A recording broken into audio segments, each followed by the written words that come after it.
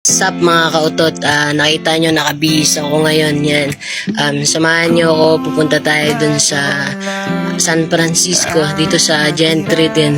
Tungkol dun sa mga damit na pinagliitan namin, may nag-message sa akin at alam kong mas kailangan talaga nila ng mga damit kasi nakita ko nag-send sa akin ng mga pictures na talagang gipit nga talaga sila.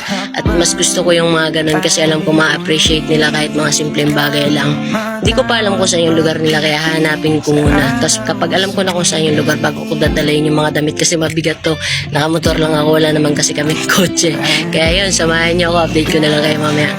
Mga kautot, nandito na nga pala ako sa kanto ng Sitio Kiko at saka malayo-layo pa pala to, papasok pa siya. Nag-video lang ako kasi hindi ako nakapag-video sa pagdadrive ko, wala kasi akong kasama kaya maalog yung cellphone kaya dito na lang ako nag-video. Mga kautot, nandito na ako sa Sitio Kiko kaya lang tinetext ko siya, chinachat ko kaya lang di pa naka-online. May pupuntahan pa ako sa Imos kaya pag matagal pa siya, alis na lang ako, baka next time na lang ako babalik dito.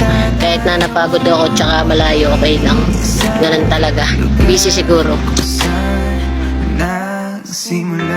Hello guys, this time nagdadrive na ako papunta ng Imos niyan kasi may papuntahan din ako importante doon. Medyo sad kasi nga mission failed pero okay lang. Tatry ko na lang sa linggo kasi sakto birthday niya, susubukan ko kung makapunta ako doon. Mga kautot, pauwi na nga pala ako ngayon. Pag nagmumotor ako, ang dami ko nakikita mga pulubi na mga alam kong kailangan nila kahit pagkain tsaka tubig. Habang nagmumotor ako, nakikita ko yung mga alam kong walang-wala pero lumalaban sa buhay para mabuhay sila ng patas. Sana balang araw makatulong tayo sa kanila. Sana matulungan niyo ako, matulungan din natin sila kahit sa pagkain lang at saka sa mga inumin, ganun. Ayun lang, maraming salamat nga pala sa panonood.